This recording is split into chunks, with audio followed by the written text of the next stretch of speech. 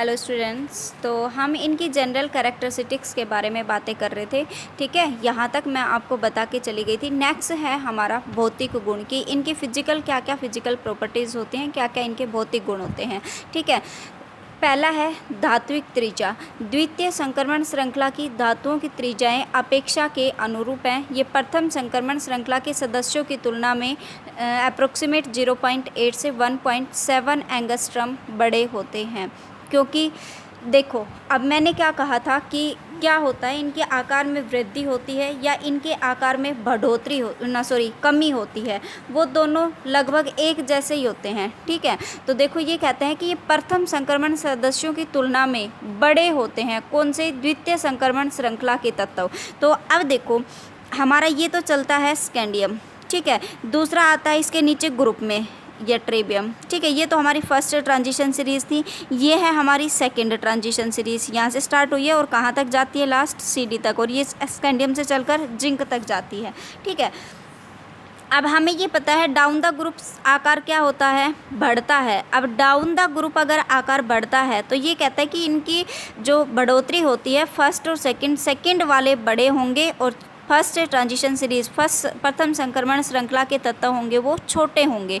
तो ये उनकी तुलना में 0.8 से 1.7 एंगस्ट्रम बड़े होते हैं। हम जानते हैं कि आवर्त सारणी के आरंभ में एस खंड आता है, पता है आपको। एंड एक आवर्त क्षार धातु से आरंभ होता है कि जो फर्स्ट ए ग्रुप होता है वो उसमें कौन सी होती हैं? एल्कली मेटल्स होती हैं, क्षारीय धातुएं होती हैं। एक क्षार धातु अपने आवर्त में सबसे बड़े आकार का तत्व होता है। ऐसा ही होता है कि जो क्षार धातुएं होती हैं, देखो ऐसे था lithium, sodium, potassium, rubidium and caesium. इधर क्या था? Beryllium, magnesium, strontium and barium. ठीक है, तो ये कहता है कि अपने आवर्त में ये सबसे अपने आवर्त में, क्योंकि डाउन द ग्रुप साइज़ क्या होता है? बढ़ता है, और अगर आवर्त की मैं बात करूँ तो साइज़ घटता है। तो ये कहता है कि ये जो एलिमेंट्स होते हैं ये अपने आवर्त में सबसे बड़े होते हैं। वैसे तो एक संक्रमण श्रेणी आवर्त में तीसरे तत्व से आरंभ होती है, लेकिन क्षार धातु से आवर्त में दाईं ओर चलने पर आकार तेजी से कम होता है। आवर्त में हम जाते हैं तो तेजी से आकार क्या होता है? कम होता है। क्यों होता है? क्योंकि वहाँ पर जो प्रभावी नाभिकीय आवेश बढ़ता है, और प्रभावी नाभिकीय आवेश में कितनी वृद्धि होती है? 0.65 की वृद्धि होती है, जिसकी वजह से उसके आकार में बहुत तेजी से कमी आती है। ठीक है, एक संक्रमण श्रृंखला में इलेक्ट्रॉन n-1d स्तर में प्रवेश करते हैं। कि जब ट्रांजिशन सीरीज स्टार्ट होती है तो सबसे पहले जब S था हमारे पास, तो S में तो क्या है कि सबसे पहले S में ही जाते हैं। ठीक है, S और P में। और उसके बाद ये कहता है कि जब संक्रमण श्रृंखला शुरू होती है, जब D ब्लॉक के एलिमेंट्स शुरू होते हैं ना, तो उसमें जो पहला एलिमेंट्स है वो n-1d में भरा जाता है। ठीक है, जैसे 4s 4p है तो n, ये n की वैल्यू है, n = 4, और 4-1 ये आएगा 3d। ठीक है, तो n-1d स्तर में प्रवेश करते हैं, जिससे प्रभावी नाभिकीय आवेश में दाईं ओर चलने पर प्रत्येक बार 0.15 की ही वृद्धि होती है। कि ऐसा क्यों होता है? क्योंकि ये एक इनर ऑर्बिटल्स आ गया, इनर आ गया ना, जो 4s और 4p ये तो कैसे हैं? आउटर, और n-1 है ये इससे इनर वाला ऑर्बिटल आ गया। तो इनर ऑर्बिटल में इलेक्ट्रॉन प्रवेश करने की वजह से उसके प्रभावी नाभिकीय आवेश में थोड़ी ही वृद्धि हो पाती है। और अगर प्रभावी नाभिकीय आवेश में थोड़ी वृद्धि होगी तो इसका मतलब उसके साइज में जो कमी आएगी ना, वो भी बहुत थोड़ी सी ही आएगी। क्योंकि जब आवर्त की हम बात करते हैं तो आवर्त में साइज कम क्यों होता है? वो केवल और केवल किसके ऊपर डिपेंड करता है?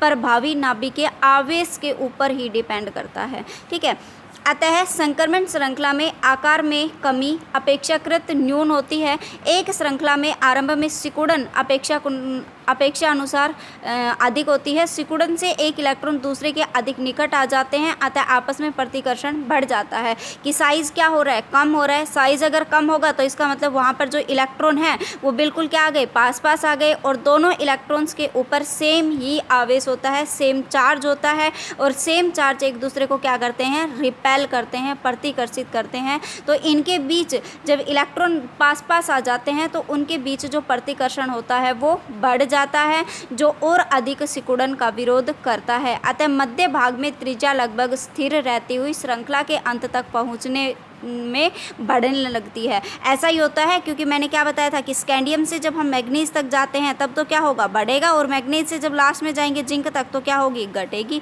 वो किसकी वजह से होती है, n-1d इनर ऑर्बिटल्स में इलेक्ट्रॉन जब प्रवेश करते हैं तो उसकी वजह से प्रभावी नाभिकीय आवेश में थोड़ी ही वृद्धि हो पाती है। और वो क्यों होती है, क्योंकि इनर ऑर्बिटल्स में इलेक्ट्रॉन बढ़ गया, और इलेक्ट्रॉन अगर बढ़ गया तो उनके बीच जो प्रतिकर्षण है वो भी क्या हो गया, बढ़ गया, और जो प्रतिकर्षण अगर बढ़ गया तो वो और अधिक सिकुड़न का विरोध करेगा, और सिकुड़न का विरोध करेगा तो बीच में त्रिज्या लगभग स्थिर हो जाती है और श्रृंखला के अंत तक पहुँचते पहुँचते क्या होती है, बढ़ने लग जाती है, जो स्थायी D10 विन्यास प्राप्त कर लेने के कारण है।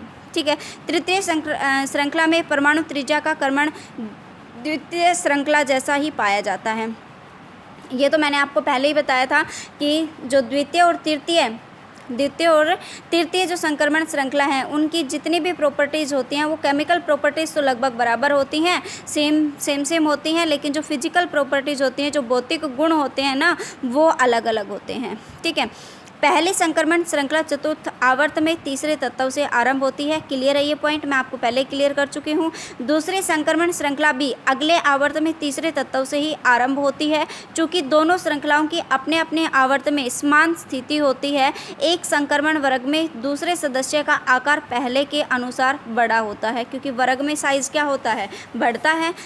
जब हम वर्ग में ऊपर से नीचे आते हैं तो साइज़ बढ़ता है। साइज़ क्यों बढ़ता है, क्योंकि वहाँ पर कोषों की संख्या लगातार बढ़ती जाती है। ठीक है।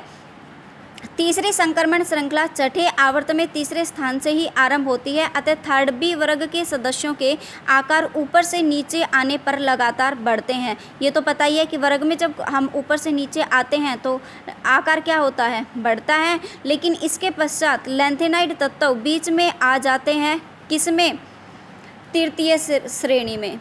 किस में आते हैं, तृतीय श्रेणी में। मैंने दिखाया था आपको कि जो सेकंड 39 से 48 तक चलती है, जो सेकंड ट्रांजिशन सीरीज है वो कहाँ से कहाँ तक चलती है, 39 से और 48 तक चलती है। लेकिन जो थर्ड ट्रांजिशन सीरीज है वो 57 से 72 तक, इसके बीच के जो एलिमेंट्स है वो कहाँ पर चले गए, लैंथेनाइड सीरीज में चले गए, ये वाले 58 से और कहाँ तक, 71 तक। ठीक है।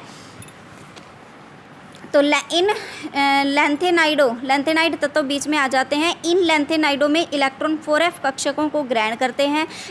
जब लैंथेनाइड हैं तो उसका मतलब लैंथेनाइड को हम क्या कहते हैं, 4f सीरीज़, और एक्टिनाइड को हम क्या कहते हैं, 5f सीरीज़। तो लैंथेनाइड में जो इलेक्ट्रॉन है वो 4f कक्षकों को ग्रहण करते हैं, लेकिन आकार में सिकुड़न जारी रहता है। 4f कक्षकों के पूर्ण रूप से भर जाने के पश्चात जब इलेक्ट्रॉन 5d में प्रवेश करते हैं तब तक आकार घटते घटते वर्ग में ऊपर वाले तत्व का जितना रह जाता है। कि यहाँ पर जो 4f हैं वो बिल्कुल फुल्ली फिल्ड होगा, कि 4f में 14 इलेक्ट्रॉन मैक्सिमम आ सकते हैं, तो वो 14 के 14 इलेक्ट्रॉन ही वहाँ पर फिल होंगे। तो 14 इलेक्ट्रॉन जब तक फिल होंगे, एक एक तत्व में जाते जाएंगे तो एक एक इलेक्ट्रॉन बढ़ता जाएगा ना, तो 14 इलेक्ट्रॉन जब तक फिल होंगे और फिर उसके बाद जो इलेक्ट्रॉन कहाँ भरने शुरू होंगे, 5d में, तब तक तो उनका आकार है वो घटते घटते वर्ग में ऊपर वाले तत्व के जितना रह जाता है। ऊपर वाले तत्व के जितना कहने का मतलब क्या है कि ये देखो स्कैंडियम, ये ट्रिबियम, लैंथेनम एंड एक्टिनियम, तो ये कहता है कि इसका आकार है ना वो ऊपर वाले तत्व के जितना रह जाता है। तो इनके बीच में जो वृद्धि देखी गई है ना वो लगभग ना के बराबर है। ठीक है, ये ट्रिबियम और लैंथेनम के बीच में, क्योंकि यहाँ जो इलेक्ट्रॉन है वो कहाँ जाएंगे, 4f में, पहले 4f फिल होगा, फिर उसके बाद 5d में जाएगा, तो इनके बीच जो प्रतिकर्षण होगा वो और अधिक बढ़ता जाएगा। प्रतिकर्षण बढ़ेगा तो वो सिकुड़न का विरोध करेंगे, और सिकुड़न का विरोध करेंगे तो इसका जो साइज़ है ना वो 5d में जब इलेक्ट्रॉन बढ़ना शुरू हो गए तो वो ट्रिबियम के जितना ही रह जाता है, कुछ थोड़ा बहुत डिफरेंस आ पाता है। इसलिए कहते हैं कि जब स्टार्टिंग में ही हमने पढ़ा था कि जितनी आकार में, आवर्त में, मतलब जितनी वृद्धि होती है, कमी आती है, वो वर्ग में उतनी वृद्धि के बराबर होता है। जितनी कमी आई है उतनी ही वृद्धि, लगभग दोनों बराबर होते हैं, उनमें इतना कोई डिफरेंस नहीं हो पाता। ठीक है।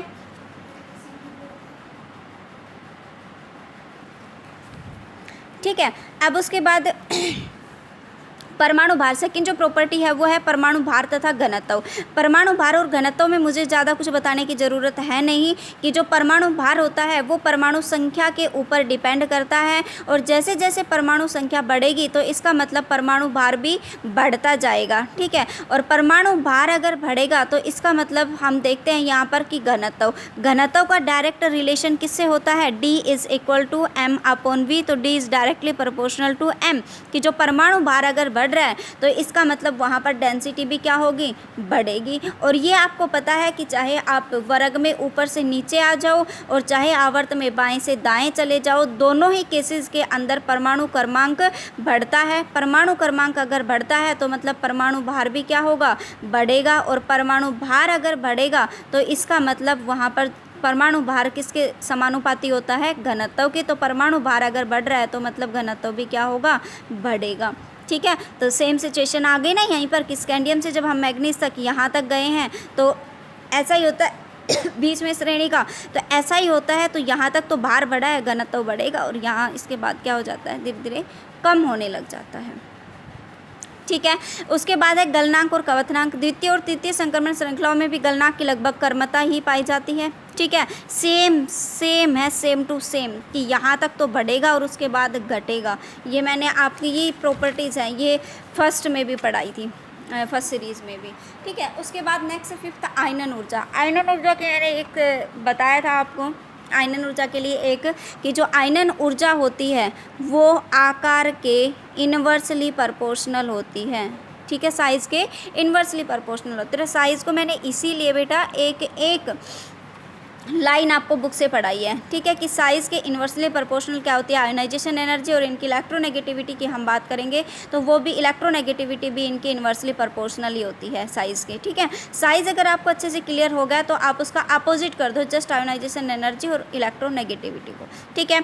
उसके बाद है कठोरता तथा यांत्रिक सामर्थ्य। हल्के संक्रमण तत्वों की भांति ये धातुएं भी कठोर, आघातवर्धनीय, तन्य और उत्तम यांत्रिक सामर्थ्य के तत्व होते हैं, ठीक है। तो इनका कोई दोहराया है ही नहीं। डी ब्लॉक की भी धातुएं क्या होती हैं, डी ब्लॉक के भी तत्व क्या होते हैं, धातुएं ही होती हैं। और ये सारी की सारी धातुओं के ये गुण ही होते हैं कि ये मैलेबल, डक्टाइल और उत्तम यांत्रिक सामर्थ्य के तत्व होते हैं, कि इनकी जो मैकेनिकल स्ट्रेंथ होती है ना वो बहुत ही अच्छी होती है, ठीक है। ये आयनिक यौगिक बहुत अच्छे से बना सकते हैं, ठीक है। लेकिन जो डी ब्लॉक हैं वो कौन से कंपाउंड बनाते हैं, कोऑर्डिनेशन कंपाउंड्स का फॉर्मेशन करते हैं वो, क्लियर है।